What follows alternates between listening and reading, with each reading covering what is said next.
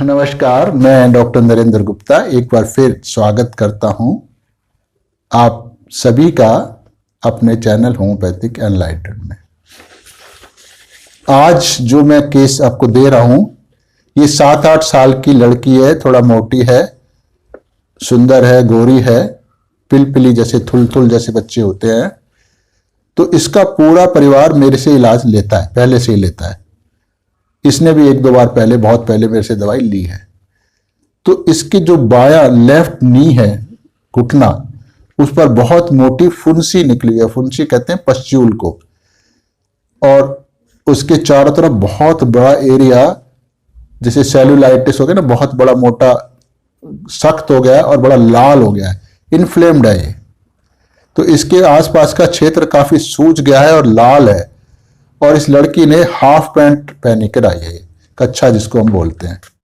तो उसकी फुंसी को देखकर मैं पूछता हूं, इसमें क्या परेशान हो रही है बेटा? तो रोगी तुरंत अपनी मां की तरफ देखती है कि शायद उसको मेरा प्रश्न समझ नहीं आया है कि मैं क्या पूछ रहा हूं उससे। तो इसकी बाजू पर भी ऐसी फुंसी है डॉक्टर साहब। बच्चे का बाजू पकड़कर उसकी मां दिखाती है कि इसकी बाईं कोहनी और बाईं बाजू पर भी फुंसियां हैं और दाईं बाजू पूरी तरह ठीक है। अब ये बताती है कि इसको अभी ये परसों ही निकली है और कल भी थी जी ये फुंसियां। तो मैं रोगी से पूछता हूँ, तुम बताओ इसमें तुमको बेटा क्या परेशानी लग रही है? तो ये जी परसों से निकले हुए हैं, बहुत ज्यादा दर्द होती है, इसमें सारी नसें खिंच जाती हैं और चलने से सारी नसें खिंचती हैं। ये बच्चा बता रहा है चलने में ज्यादा दर्द हो रहा है। तो तुम फिर क्या करती हो? चलती हो? नहीं चलती हो? चल नहीं रही हूं, बस बैठी हुई हूं। तो इसकी मां बताती जी, कल स्कूल मैंने इसको भेज दिया था और वहां पर भी बहुत परेशान रही। इसको दर्द होता है, अब ये खेल भी नहीं पा रही है, बस बैठी हुई है। कभी किसी बच्चे की या कुर्सी मेज वगैरह से टक्कर हो जाती है तो बस एकदम जान निकल जाती है, रोना शुरू कर देती है, इतनी ज्यादा दर्द होती है। तो ये सारे बड़े कॉमन से सिम्टम हैं जिनको हम कभी ध्यान देते ही नहीं है, जबकि यही तो मेंटल है। तो क्या तुम चलते समय इसका ध्यान रखती हो? जैसे उसने कहा मैं बैठ जाती हूं, तो इसका मतलब चलते समय फिर कुछ अटेंशन देती होगी, ऐसा हम सोच सकते हैं। हाँ, मैं इसका बहुत ज्यादा ध्यान रखती हूं।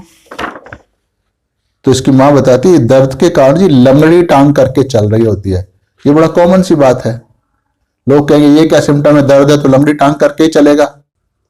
पर अब उसकी मानसिक, उसके दिमाग से ही तो चल रही है लंगड़ी टांग। टांग अपने आप थोड़ी चलती है, आपके दिमाग में जो कुछ चल रहा होता है उसके हिसाब से टांग बिहेव कर रही होती है।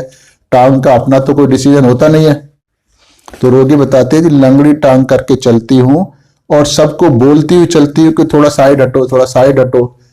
जैसे चल रही है तो साइड हटो। मैडम भी बच्चों को कहती रहती है कि तुम इससे दूर रहो, थोड़ा सा, कोई टक्कर ना मार दे, कोई स्टूल वगैरह ना लग जाए, बहुत ज्यादा दर्द होती है। तो मैं इसका पूरा ध्यान रखती हूं कि कहीं कोई इसको टक्कर न मार दे, नहीं तो इसमें बहुत दर्द होगा। अगर मैं इसको ढककर रखती हूं, बच्चा खुद ही बता रहा है, इंटेलिजेंट बच्चा है, अगर मैं इसको ढककर रखती हूं तो काफी ज्यादा दर्द होता है, और अगर खुला रखूं तो फिर उतना ज्यादा दर्द नहीं होता है। दर्द तो पर होता है।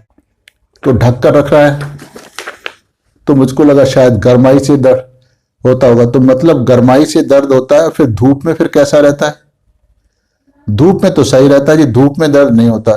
इसका मतलब ढकने में और धूप में फर्क है। तो धूप में तो भी गर्मी लगती है और ढकने से भी गर्म होता है, पर धूप में नहीं होता है इसको।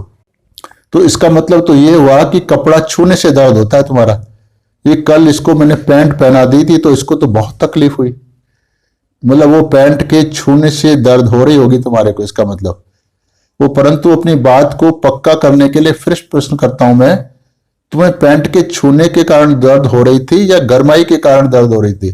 दोनों से हो रही थी जी, छूने से भी और गरमाई के कारण भी। आज मैंने हाफ पैंट पहनी हुई है तो ये फुंसी पर टच नहीं हो रही है, इसलिए आज ज्यादा दर्द नहीं हो रही है। तो मैं पूछता हूँ इस कारण से तुम स्कूल नहीं गई क्या? हाँ, वहां बच्चों से स्टूल मेज वगैरह छू जाती है तो दर्द होती है। और कुछ बताना है या हो गया? नहीं, बस इतना ही है। अभी इस केस को समझते हैं कि कैसे हमने दवाई का चुनाव किया। पहला रूब्रिक लिया, delusion, injury is being injured. दूसरा है फियर सफरिंग ऑफ, तीसरा एस्केप अटेम्प्ट टू, चौथा सिटिंग एमलियोरेट। तो इनको समझते हैं। इसकी इस आधार पे फिर मैंने इसको ब्रायोनिया दिया। फुंसी के केस में, पश्चूल के केस में ब्रायोनिया दे रहे हैं, तो वैसे नॉर्मली नहीं देते हैं। तो ये है मेंटल सिम्टम की स्पेशलिटी, खासियत। तो इंजरी कैसी हुई कि उसकी जो टांग थी नॉर्मल थी, तो अब उस पर फुंसी निकल आई है, परेशानी हो रही है, वो नॉर्मल ढंग से चल नहीं सकती है, तकलीफ हो रही है, तो इंजरी हुई है उसके लिए। फियर सफरिंग ऑफ, कष्ट होता है और उसको अटेम्प्ट करती है कि जब तकलीफ होती है तो धीरे धीरे चलती है कि तकलीफ ना हो, तो सफरिंग और अटेम्प्ट हो गया। और चौथा रूब्रिक है सिटिंग एम्बुलेट। सिटिंग माने बैठ जाना, जब कोई कार्रवाई ना कर रही होती, या वो तो बैठ गया, वो तो बैठा रहता है, तो सिटिंग माने एक्टिविटी को घटा देना, कोई कार्रवाई न करना, कोई एक्शन नहीं लेना। जैसे वो तो फाइल पे बैठ गया, तो मतलब फाइल अपने पास रख ली और अब वो आगे कुछ कार्रवाई, हालांकि फाइल के ऊपर कोई नहीं बैठता है, सब कुर्सी पे ही बैठते हैं। तो फाइल पे बैठने का मतलब है फाइल के रिगार्डिंग कोई एक्शन नहीं ले रहा है वो, तो ऐसे लिया इसको सिटिंग एम्बुलेट। तो ये क्या है, ये रूब्रिक ब्रायनिया के भौतिक लक्षण का ही मानसिक रूब्रिक में परिवर्तन है। यानी जो ब्रायनिया के फिजिकल लक्षण है उनको मेंटल लक्षणों में बदला गया है। ब्रायनिया का अति महत्वपूर्ण लक्षण होता है कि रोगी को किसी प्रकार की भी गति यानी मूवमेंट, मोशन से परेशानी होती है, इसलिए वो शांत, दोनों ढंग से शांत, शरीर से भी और मन से भी, दोनों रूप से शांत होना चाहता है, स्थिर हो जाना चाहता है, चलना फिरना नहीं चाहता, मूवमेंट नहीं चाहता है वो, मानसिक रूप से भी।